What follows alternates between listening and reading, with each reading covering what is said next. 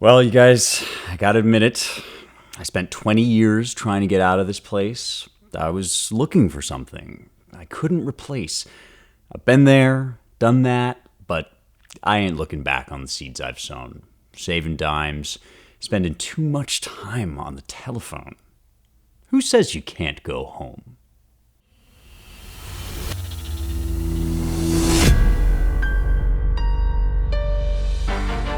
Virgil says you can't go home, at least not in the way you might long to. You can never go back to your past. You can never undo what's been done. That is, I think, the melancholy truth that Virgil is always reflecting on, and especially in book 3, which is the book that we have now arrived at. I'm back to my Aeneid series. I'm glad to have you with me on this journey. We've just closed out book 2, which was the end of the Trojan story. Remember that Troy has been burned by the Greeks, a la the Iliad. After the Iliad closes, the Greeks win the war, Troy is burned, and Aeneas is one of the few that escapes. In fact, he finds a whole crew kind of waiting for him on the shore in sort of the same way that Dido did. It's another parallel between Aeneas and Queen Dido of Carthage, setting them up for their love affair in books to come. But this journey, the journey away from Troy and toward Rome, is fated. It's been marked out by the gods ever since the Iliad. In Homer, Poseidon says that Aeneas has been marked out for a grander destiny than to die in Troy, which he kind of wants to do. He's not the most stoked about not dying. He actually would like to die a hero's death here, but there are even bigger things on his horizon. And so Virgil is now broadening out the story away from and above what Homer was telling, which is very much on purpose. This is very much part of the whole project of the Aeneid, which is, in part, to surpass Homer, to surpass the Greeks, to make a name for Rome and Rome's ancient history, along with its grand imperial future that can move beyond the world of the Greeks and the old world and the world that is now passing away. But Virgil is not triumphalist about that. It's well noted now in the modern day, and even in the ancient world, I think it was clear to see that Virgil's not a jingoist, and he's not simplistic, and he's not just a kind of slack-jawed patriot. This is what makes this poem so much greater than just propaganda, even though I think ultimately it does affirm the glory of Rome.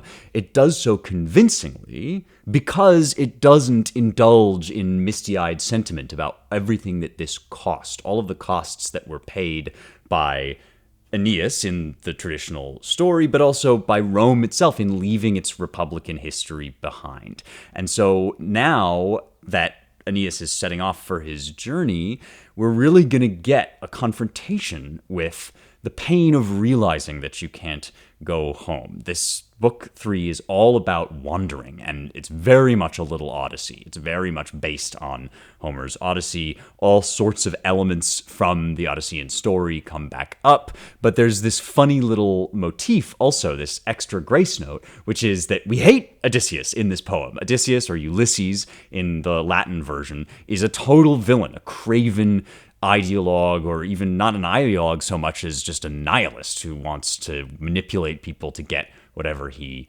wants.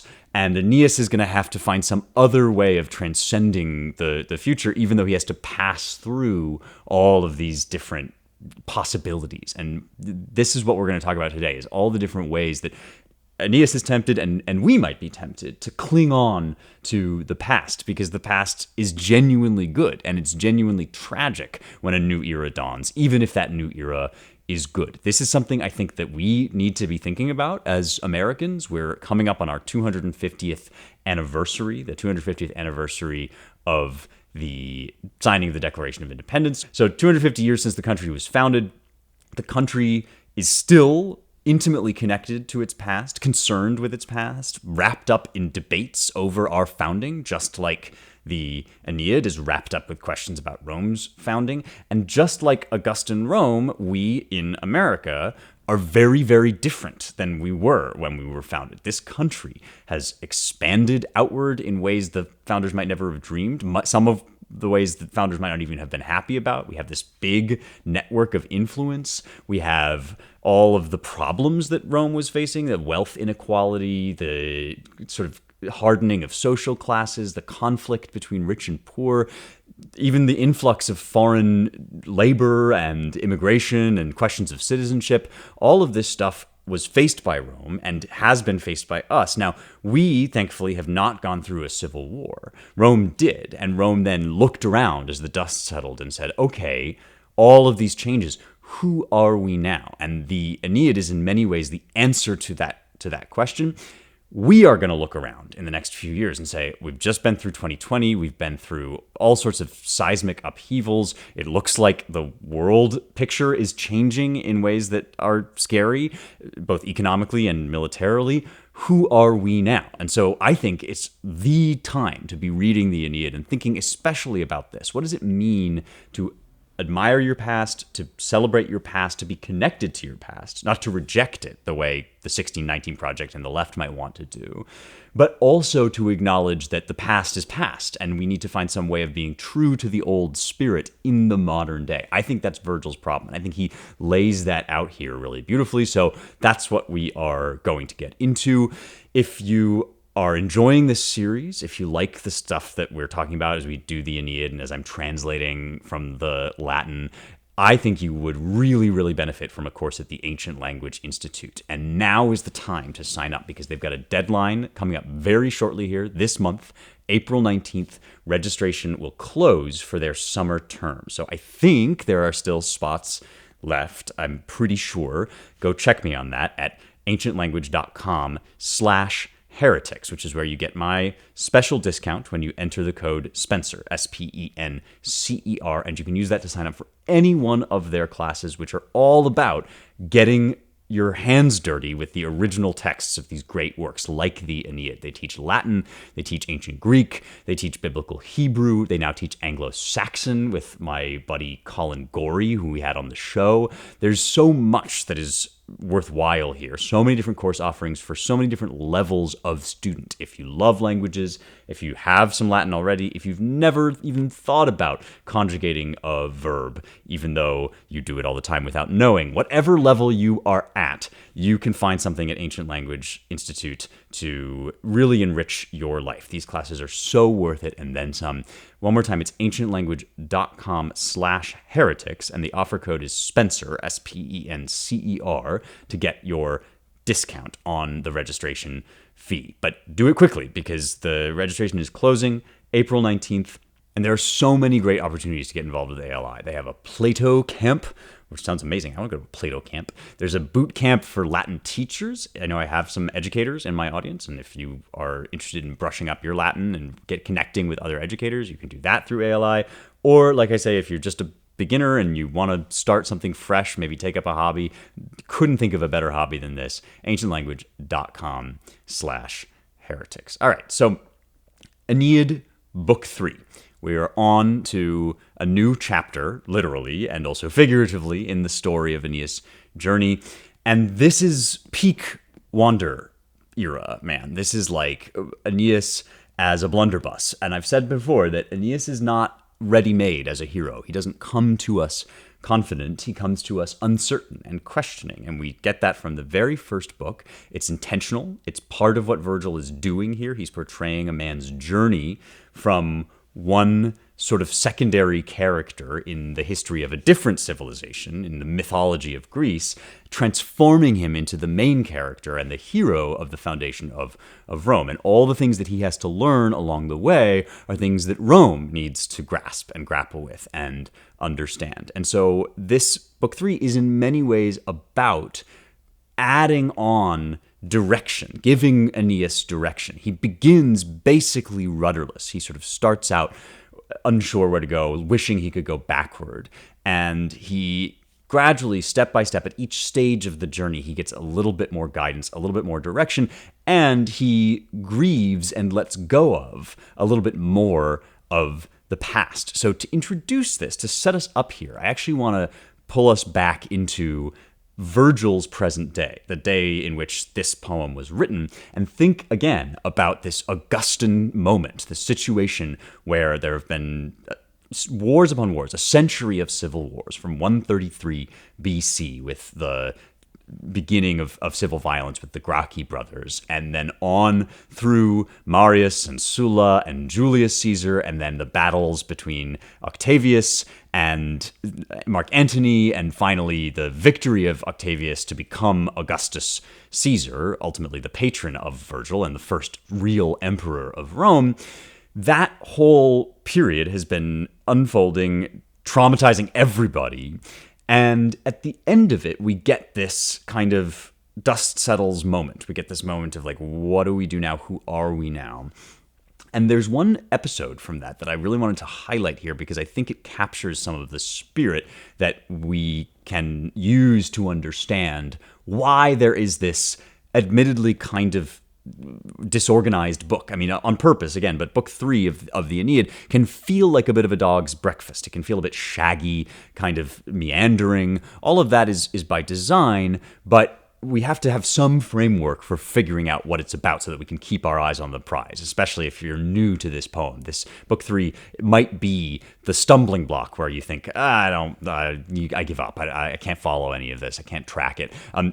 Don't give up. Don't lose hope. I want to give you here a framework for understanding what's going on so that you can press on through to the rest of the story, because there's some really juicy stuff coming up. But let me set the stage here a little bit with this story from the Augustan era, because we have these many histories of Augustus, lives of Augustus, and there's a really interesting episode that people don't talk about as much from right after Augustus wins the war against Mark Antony. So the Battle of Actium is kind of the concluding battle of this long dispute over who's going to rule Rome now that it seems to be falling apart as a republic. And that dispute is also about what Rome, the kind of government Rome is going to have, because all throughout these civil wars, there have been figures, even dictatorial figures, who have tried to restore the republic, the republican form of government. This, I think, was arguably the project of at least Tiberius Gracchus, if not also his brother Gaius Gracchus. Tiberius was trying to reform the already existing laws and enforce laws that were on the books so that the republic could function again as a republic. Now, he obviously failed at that. Both of them failed at that, and the reforms got more and more radical, even more and more revolutionary as they went, which was a signal of things to come, that as corruption took hold of Rome and as her territory expanded, as she got bigger and bigger, and as it became harder and harder to manage everything without a central figurehead, and the public and the people, and in addition to the aristocrats, got more and more ambitious for their own gain and advancement rather than Roman institutions, there eventually emerged a situation where nobody could take control except a dictator. And this is where you get the different rival dictators jockeying for power, like Marius and Sulla, two names you may have heard of from ancient Roman history. But even Sulla, after he brought down the hammer and enforced dictatorial control and slaughtered his enemies with what were called the proscriptions, even he eventually gave up the power of dictator. And Julius Caesar actually kind of knocked him for this, gave him grief for giving up the dictatorial power. But he had ambitions, hopes that he was going to be the great restorer, the person to bring the republic back into its position. And so right up until the end, there was the question, is it still possible, even in our altered state, even with this big territory, even as this kind of massive conglomerate of powers and principalities, is it possible for us to have republican government? And that question was live right up to the day of Augustus. In fact, Augustus himself, we're told, considered restoring the republic. Once he won total victory and once he had complete power to do what he wanted, he almost pulled a kind of George Washington move. You've heard the story that George Washington sort of gave up the opportunity to become a dictator or a king and gave the crown back. Augustus considered doing that too. At least that's what we hear in the Life of Augustus by Suetonius. Suetonius is an early imperial Roman historian. People tend to sleep on him, but there's lots of great stuff in there. He's kind of like Plutarch in that he writes these biographies. There's a new translation that I'm excited about coming from Tom Holland of Suetonius' Lives of the 12 Caesars. So you might hear more about Suetonius here in the near future. So you heard it here first. Suetonius, don't sleep on him. But Suetonius' Life of Augustus, contains this story that there were two times, in fact, where Augustus thought about restoring the empire. And once was on his deathbed. Once was when he was suffering from illness, and he asked for a survey of the state of affairs, and he briefly considered just dying and leaving a republic behind him. In other words, instructing that after his death there wouldn't be another emperor, but would be kind of the old way of voting and the senators and all the kind of rule by law, not by men, that Rome had been known for and had cherished. The other time that Augustus considered this and thought about this was right after he won the Battle of Actium, right after he gained control, when it was kind of a perfect moment to set new rules, because there were no rules at that point, right? Everything had fallen apart, and Augustus was basically entitled to do how he wanted, so we're told he considered just going back and performing a kind of restoration and reestablishing these various kind of ideals and systems of government. Now, he didn't, but there is a story, at least, that there was a big debate about it at this point. And we get this in another historian, a later historian called Cassius Dio, who wrote this monumental work called The Roman History.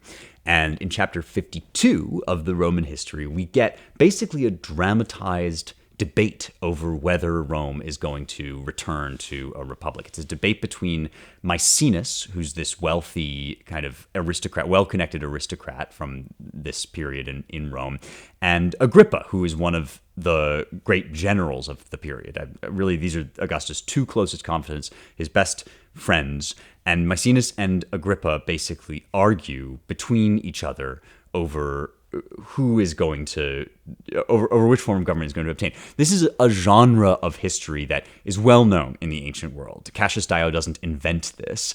It's possible he's filling in, it's very likely, in fact, that he is kind of filling in the details or even making up, staging this debate as a way of presenting the two sides of the dispute. So this is not total fiction, because these were two options that existed in Rome, but Dio is basically dramatizing this into what almost amounts to a little philosophical dialogue within the history. This is something that we get in Herodotus with the Persian nobles. We get a different version of it in Polybius, where he considers all the different forms of government, and Dio is picking up on all of that and giving us this debate between Maecenas and Agrippa.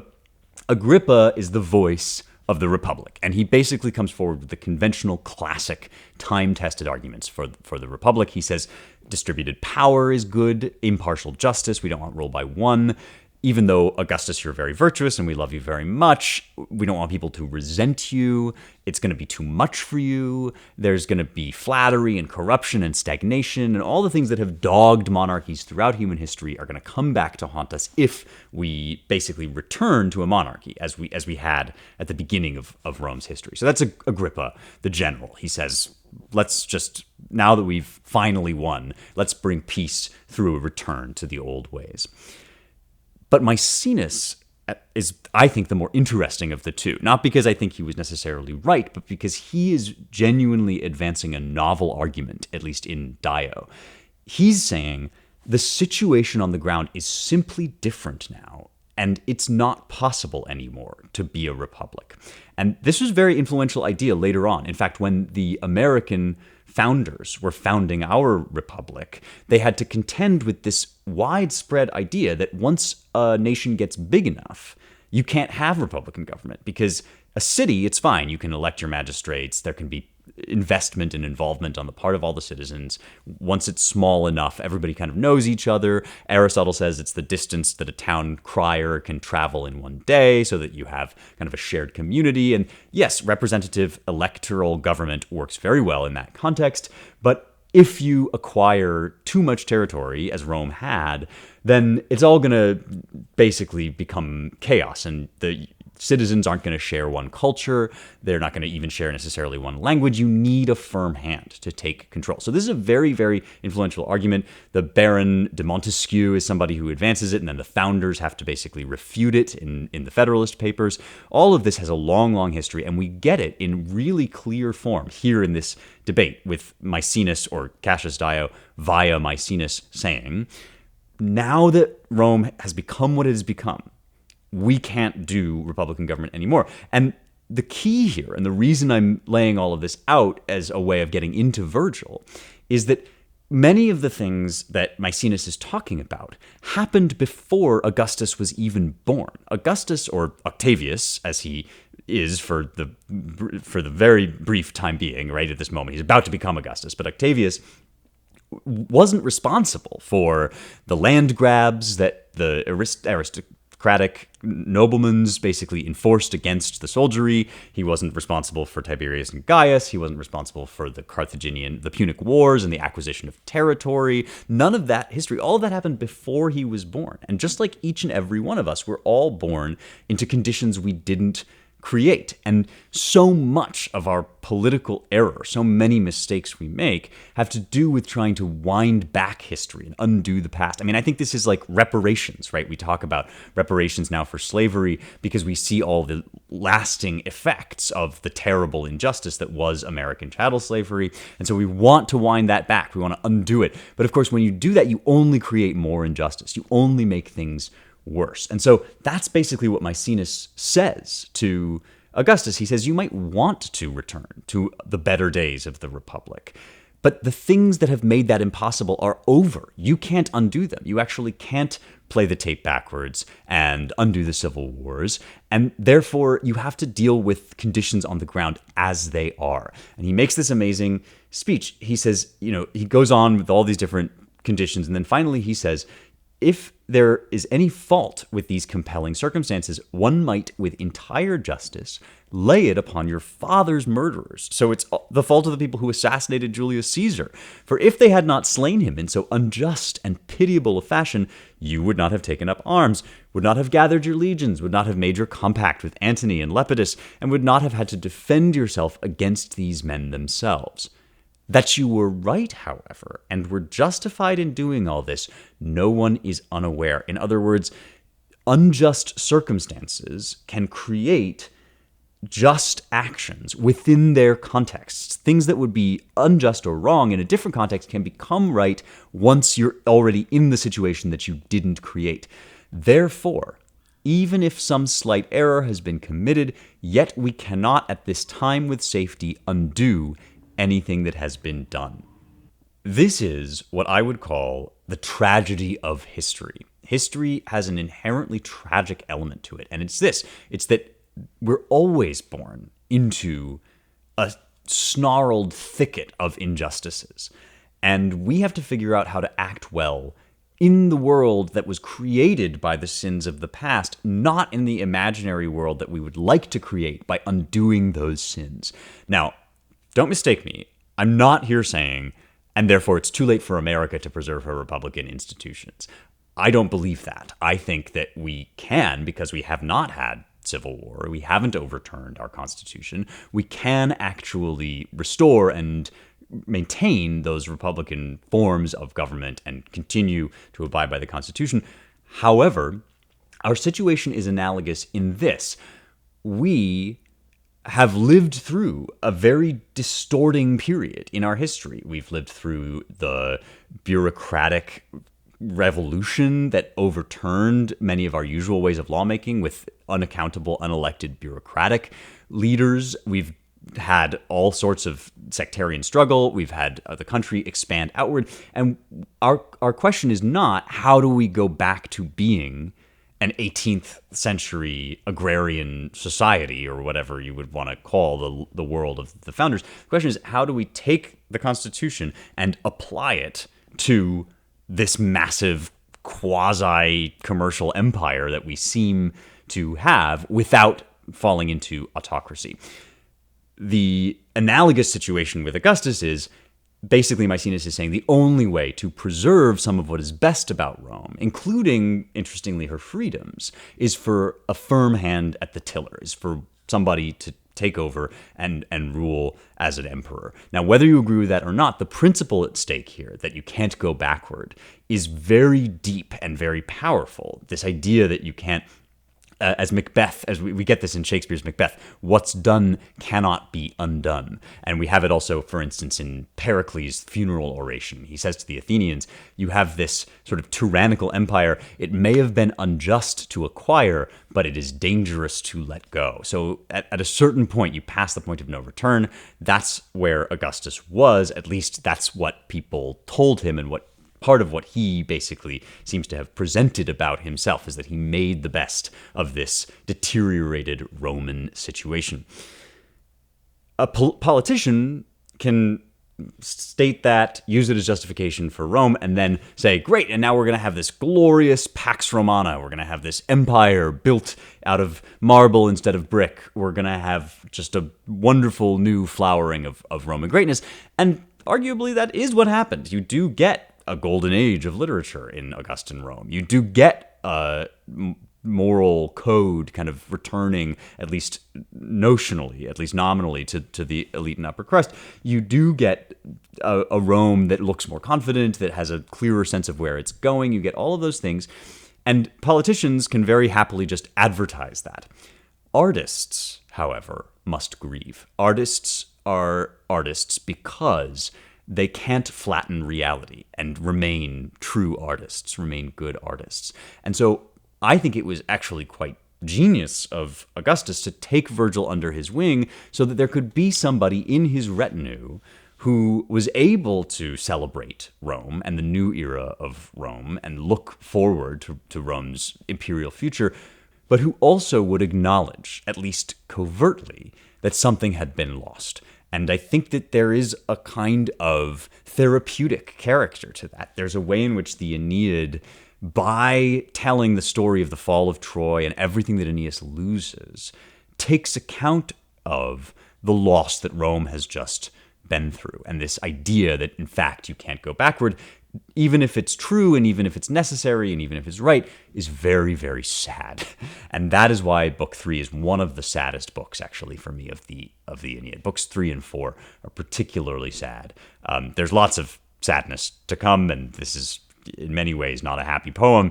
But in this part of the story, we have not only the loss of Creusa, whom I kind of moaned over last time and mourned. We have not only the fall of Troy, but we have the dawning realization of kind of what now? Where do we go from here? And that's where we pick up. And at this point, it becomes very, very useful to look at a map.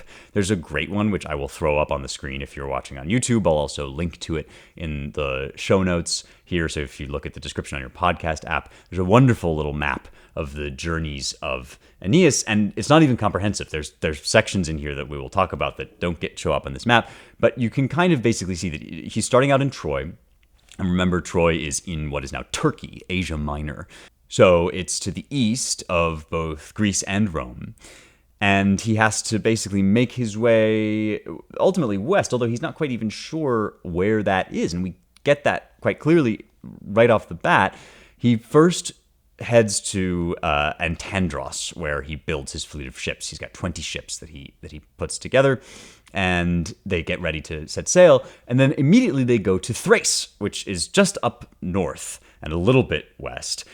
This is, for me, kind of the armpit of the ancient Mediterranean world. It's famously wild, and that might be why Aeneas heads there, is because there's uncharted, uncovered territory that he can claim. But it's really right in the crook between Troy, Asia Minor, and Greece. And during the Athenian period, for instance, the High Classical period in Athens, Thrace is sort of regarded as this nether region, this no man's land. And it's from right around there also that ultimately Alexander the Great is going to come. The Greek-speaking peoples of Macedonia are from very nearby there. And when Alexander comes in, one of the things he has to do is get over his inferiority complex, that the Greeks view him as a kind of barbarian, even though he speaks Greek. So that'll give you some sense of what Thrace is like. And Thrace is the first place where Aeneas lands. He basically tries to just set up his new city there. He knows he's supposed to set up a city. He has no clue as to where. He's sort of flying blind, and he just thinks, all right, well, let's go to the nearest possible place. Not going to be that easy. And he finds this out in the most gruesome possible way, a very haunting image. that comes up in upon his arrival. He's basically trying to create, it's called Moenia Prima. He says, I put my first walls there. He gives it the name Aeneid, so he names it after himself. This is like Aeneasville, basically. And he goes to cut down a tree to dress his altars. So he's doing everything basically right. If this is the right place for him, then he's famously pious. This is one of his major attributes, is piety. So he needs altars. He needs to set up the institutions of the state. And he thinks, okay, I'll cut down these trees. Whereupon they start bleeding. And it's a very eerie passage, which I'm going to read to you. I've translated this section because this is the sort of thing that's now going to happen from now on, is he gets these kind of grotesque, almost horror story cues. And it's part of the darkness and confusion of this period. It's sort of chaos slowly resolving itself into something like direction. And here be monsters. So here's one of the monsters. Remember, the Latin word monstrum just means a portent, something uncanny, but not necessarily bad. Although in this case, it certainly is. It's also horrendum. That is, it makes you shudder. He says, I see and shudder telling it, a thing of wonder. In that spot where ripped roots of the first tree were torn, the ground is welling with dark gobs of blood. They stain the earth with gore. A frigid shiver chills my arms and legs. My blood congeals with icy dread. Again, and from another supple trunk, I move to wrench a branch and probe the hidden inner causes. This might have been your first mistake. It's not stopping there, but he thinks, well, maybe you try something else. Basically trying out an experiment, which is important. It's going to come up in a sec. I move to probe the hidden inner causes. Black again the blood proceeds from pith to bark. Scrambling, I reverently beseech the rural nymphs and Father Mars, who marches over Thrace's plains to ease the vision and improve the holy signs. But when at last, with even greater force, I moved to wrestle with spear shoots, falling to my knees upon the sand, but should I say it or keep silent? A sobbing wail is heard from deep within the mound, and then a voice spoken aloud to reach the ears. Why add these wounds, Aeneas, to my misery? So this is uncanny. It turns out this is Polydorus, who's actually a Trojan, and he was sent during the Trojan War. When Priam saw that things were going pear-shaped, he sent Polydorus to Thrace to ask the king for asylum. The king turncoated. He made common cause with the Greeks when he saw that the Greeks were winning, and Polydorus was betrayed, and now he lies dead under these trees, and they have kind of fused somehow in this very grotesque way. They've fused with his body, and they're like pumping his lifeblood or something. And so it's an act of sacrilege to be tearing down these trees. This is a famous episode. It's repurposed later on in Dante. It comes up a lot. It's obviously a haunting image. The meaning of it, if meaning is the word I want, is not quite clear, but it certainly suggests you've gone wrong here, Aeneas, right? This is not going to be enough. You can't just hop over next door and found your city. Something more distant, more different entirely is coming up.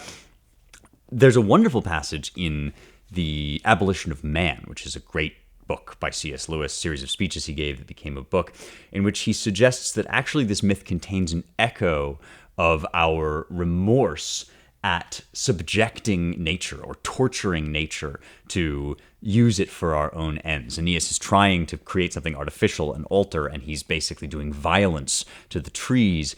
And Lewis says this may actually convey the experience we have whenever we use the world around us and we turn it into capital N nature, this idea of like a machine that we can use to our own ends, or we sort of just focus in on the mechanical and non-living parts of nature and attributes of trees. There's this wonderful passage. He says, the first man who looked at trees neither as dryads or as beautiful objects, but cut them into beams. The first man who did so may have felt the price keenly, and the bleeding trees in Virgil and Spenser may be far-off echoes of that primeval sense of impiety.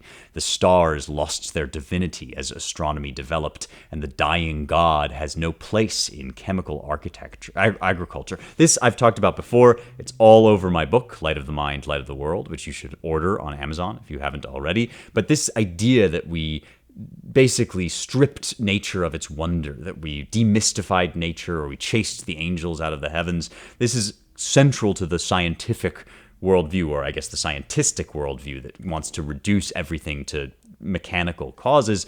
And the fact that Aeneas here sees the blood, sees the kind of sacrilege that he's performing, and then tries to probe the hidden causes. He doesn't just coil back in horror, but he actually moves on to another tree and says, well, let me try an experiment. Let me see if it happens over here, and try to identify.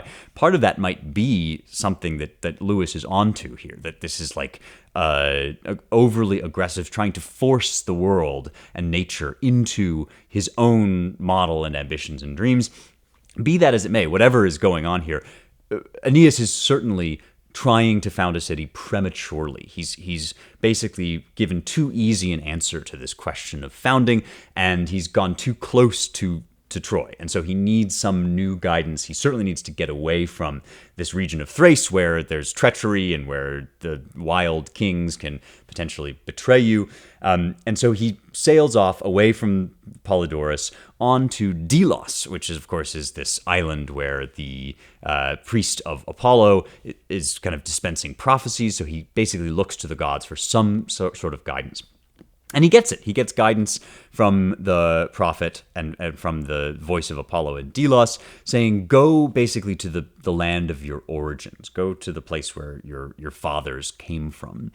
And Anchises, Aeneas' own father, basically decides that this is Crete, the island of Crete. He says this is where the king, the ancient Trojan founder Teucer, comes from.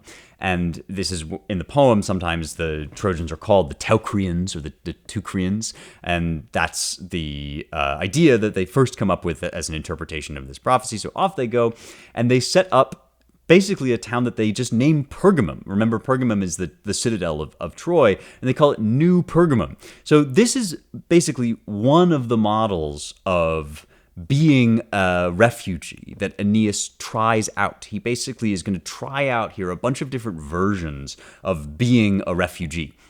And one thing that people still do when they leave their home city for whatever reason, fleeing persecution, fleeing the war or the death of the city, is they basically try to recreate their old hometown in the new era. And this is where you get things like New England, right? New Brunswick, Nova Scotia, all these new names that are all over America.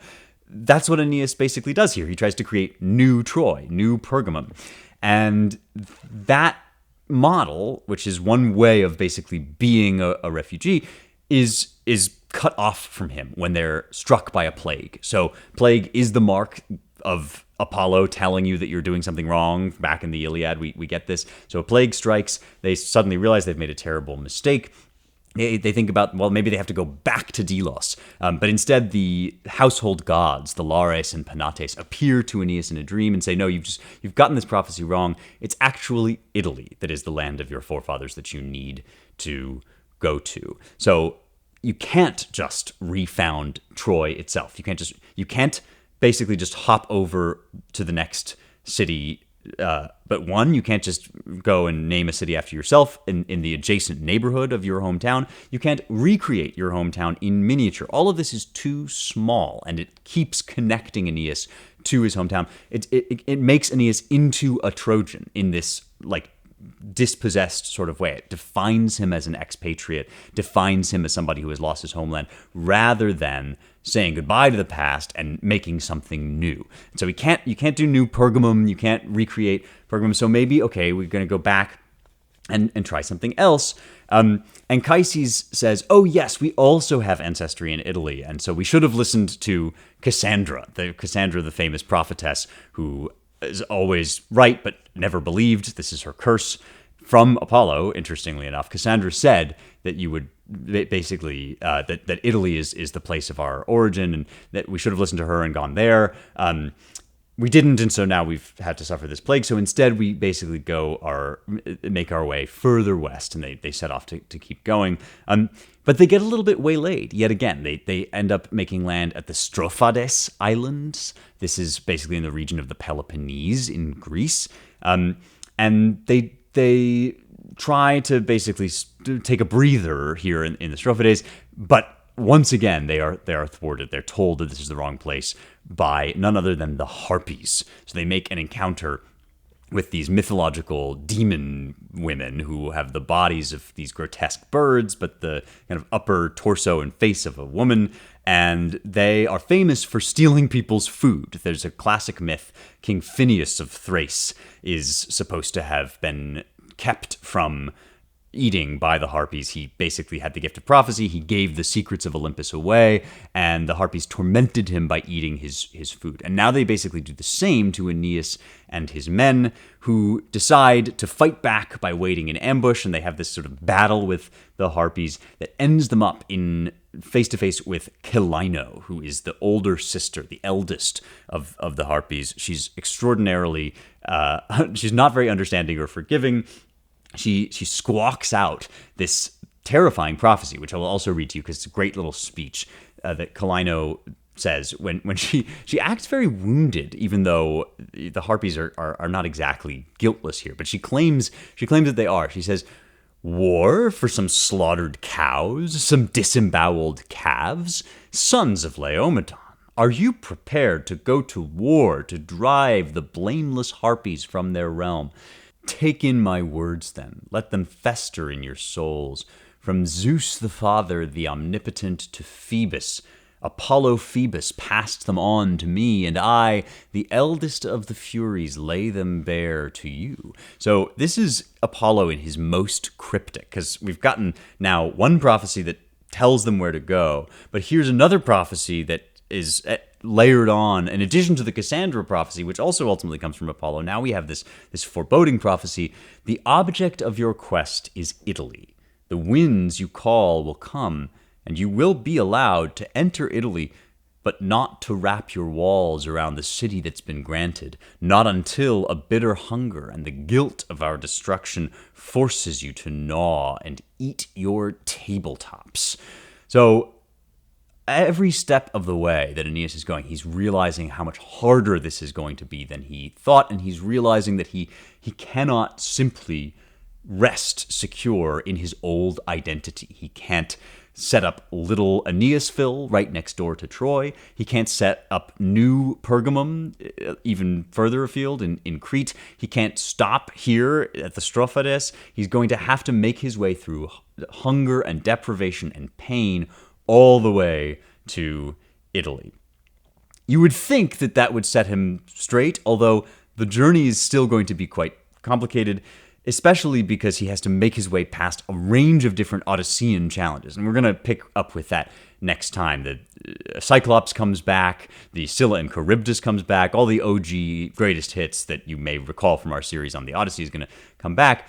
But he also has these little hints of what's to come. It starts to dawn on him kind of the shape of what things might be. He makes his way to Actium, which is, of course, the site of Octavian's great victory.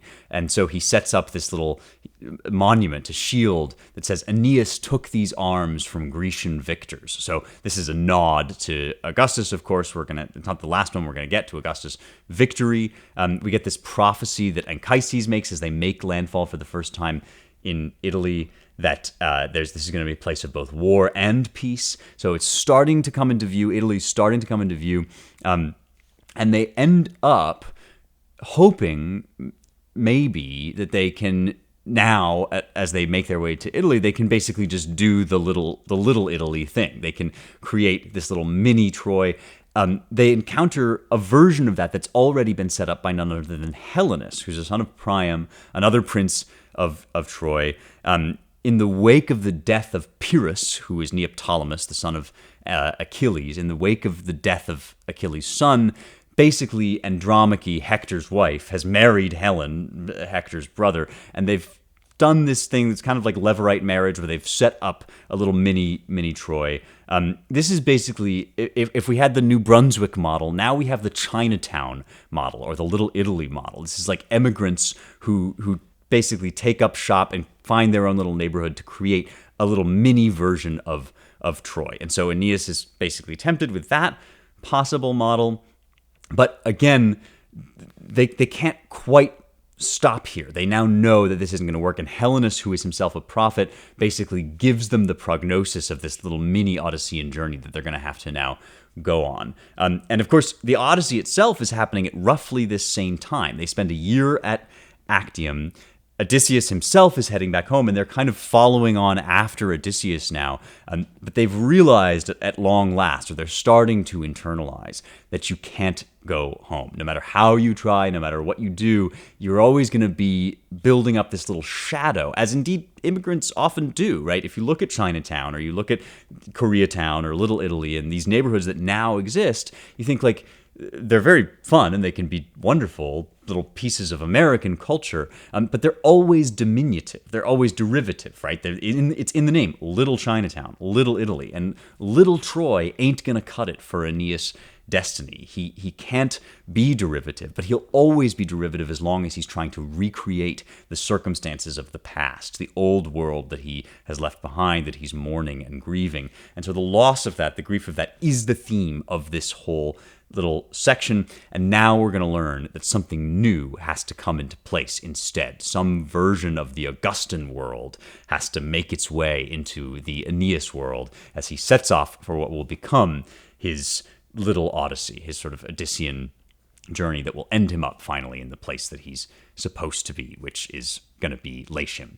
So we'll put a pin in it, a pause in it there for now. But this is one of those themes that we're going to come back to again and again, because it's something that we, again, sort of need to incorporate into our understanding of this present moment, that whatever you do, whatever solution you find to the problems of the future, it might involve the spirit of the past, and you're going to be carrying forward your father, Anchises, you're going to be carrying forward your household gods, your son, and all of these connections that you have to the past. But you're going to have to rearrange those elements somehow into something totally new that leaves the past behind. That's what Aeneas is sort of working out now as he tries out all these alternative models that don't quite work. Little Pergamum, New Pergamum, Aeneasville, none of that is going to quite work. So what is? That's the open question that is sort of still on his mind as he presses forward into the dark.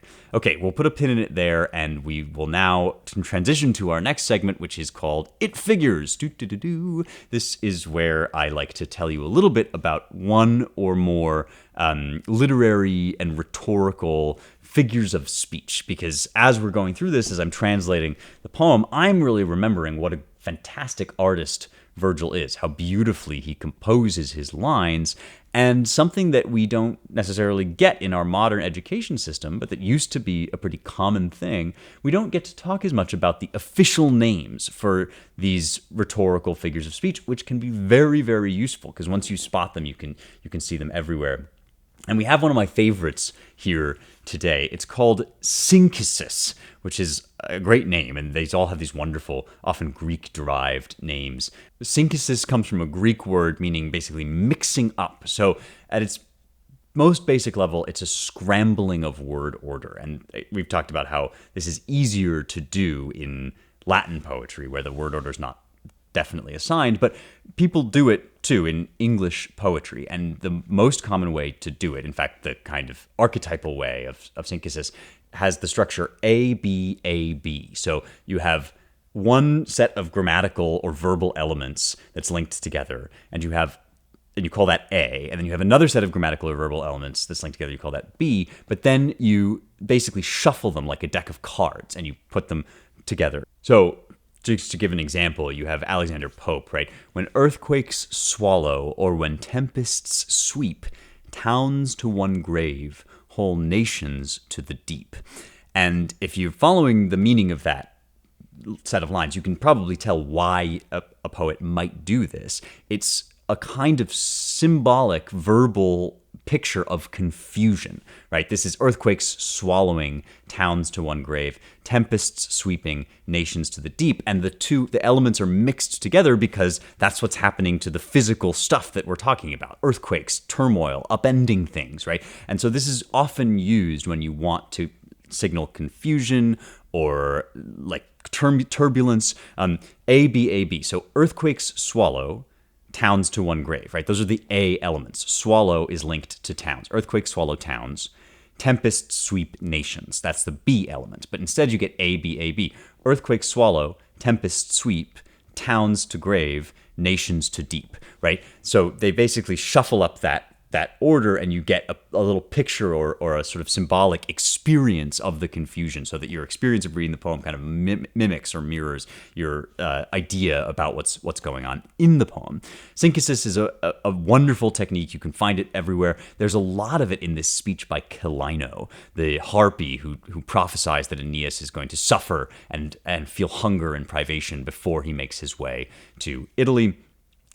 In particular, there's this section I've translated. The object of your quest is Italy. The winds you call will come, and you will be allowed to enter Italy, but not to wrap your walls around the city that's been granted, not until a bitter hunger and the guilt of our destruction forces you to gnaw and eat your tabletop. So you can hear the way that maybe that those concepts kind of link on, tumble one over the other until you reach the end of the sentence and the whole meaning becomes clear. In the Latin, this is really potent. So we have Italiam cursu petitis, ventisque vocatis ibitis Italiam. So in the Latin, you have petitis Italiam, you are seeking Italy, with your journey, with your quest or course, cursu, and with your winds that you call together, you will go there. So these they're called ablatives of means. Cursu and ventis, those are together.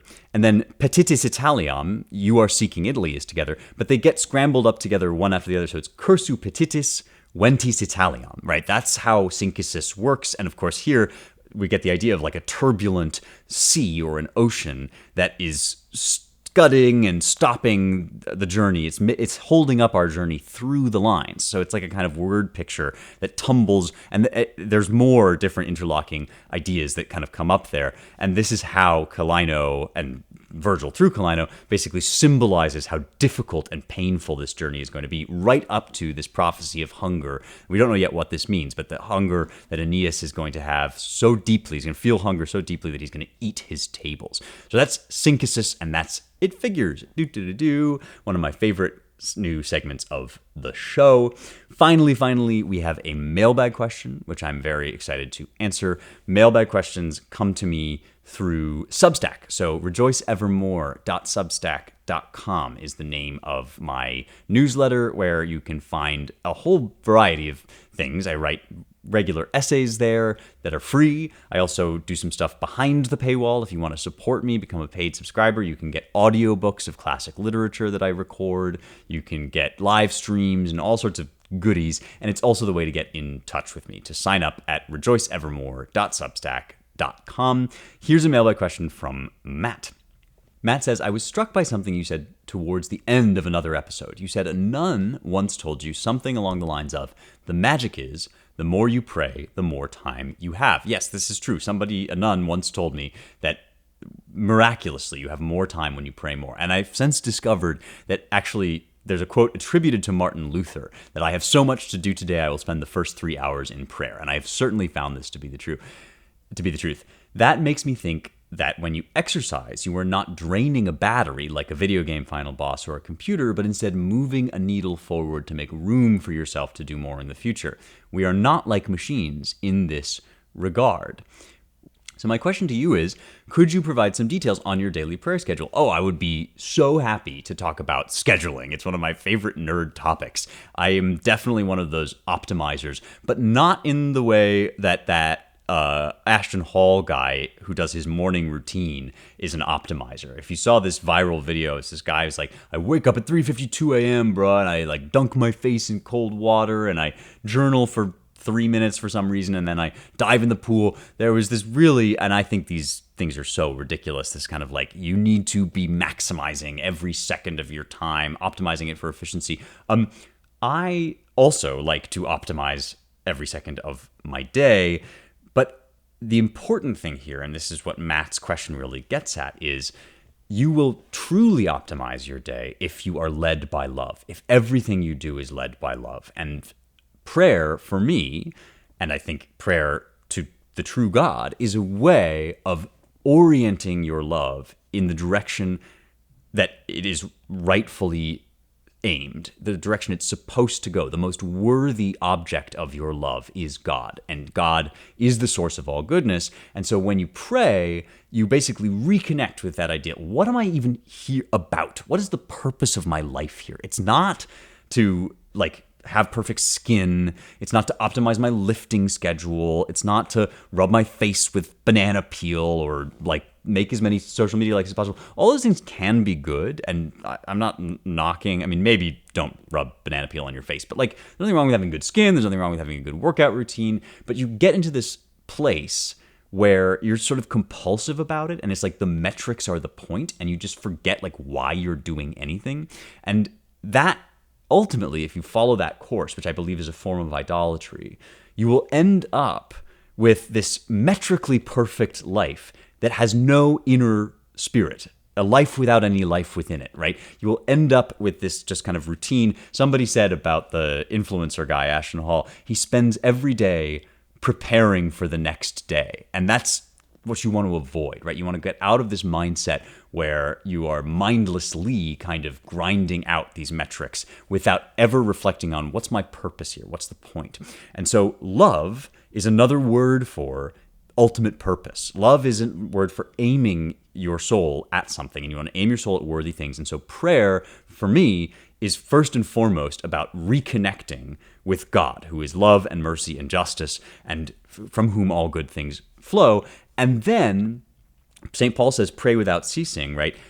Once you've done that in this concentrated form of prayer, everything else is prayer, right? Everything else is in each moment directing your love toward God in the writing, God in the reading, God in the spreadsheet, God in the breakfast you make your kids, God in the movie you watch with your spouse, right? There is this, the goodness, the pure and utter goodness of God, which we encounter in prayer, then finds itself embodied in the highest good of each and everything you do. And this, I find, is a wonderful way to reorient your priorities and figure out what to spend time on.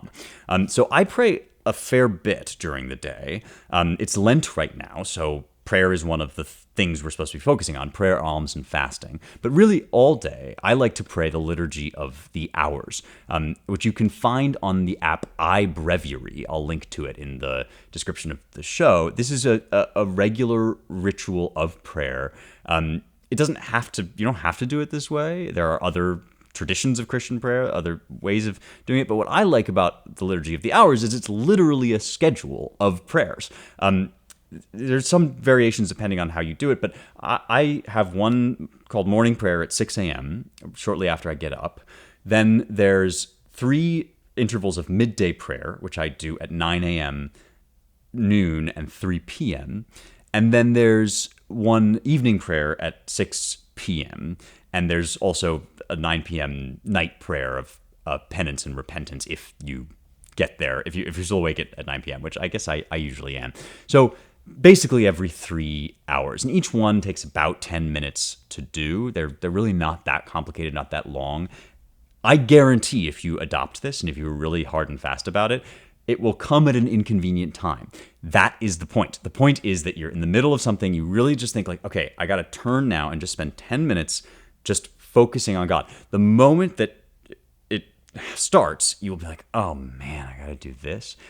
By the time it's over, you'll be like, oh yeah, of course, because this is what's important, right? This is the main thing. And so now I can come back to my writing and I can say okay, I'm not just trying to get this 200 words finished. I'm actually trying to convey truth, right? Because that's how writing serves God, as if it serves truth, right? I'm actually trying not just to hit my quota, I'm actually trying to serve my clients, right? Because service is how I honor God in this setup, in this situation. So it seems like you're going to lose out on time. It seems like you're giving up these 10 minutes, but you actually get it back and then some in efficiency because you can prioritize again what's really ideal. And so I do have this pretty definite idea about my schedule from, and it's blocked off by the liturgy of the hours. It's blocked off by this reconnection with God. So from 6 a.m. to 9 a.m., I'm working on my own writing projects, usually a book, and maybe some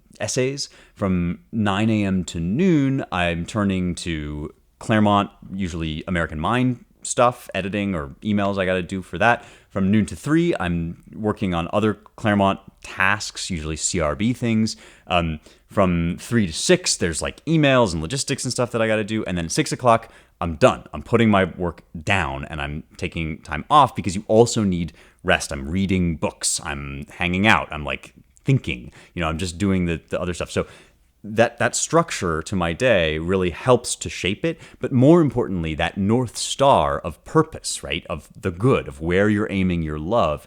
That's what everything else flows on from. So highly, highly recommend a prayer routine like this. You will think it's going to take up too much time. It's actually going to give you way more time than you had previously expected. Whatever you give up in prayer, you will get back. And that certainly goes for time. Okay. Write in and let me know if you have other thoughts about scheduling and prayer and any testimonials that you want to share about that. Would love to hear from you. As always, really, really grateful that you're here with me, really enjoying doing this series on the Aeneid. I hope that you are too. Don't forget to subscribe wherever you are listening on Apple Podcasts or YouTube, and just sign up, rate the show 5 stars. That really, really helps, and it'll make sure that you don't miss the rest of this series and the rest of these episodes. One more time, check out Light of the Mind, Light of the World, my book, which is on Amazon, deals with some of the stuff that C.S. Lewis was talking about earlier. I think it's a really cool history of science from a religious perspective. And I will see you next time for more truth, beauty, and the stuff that matters.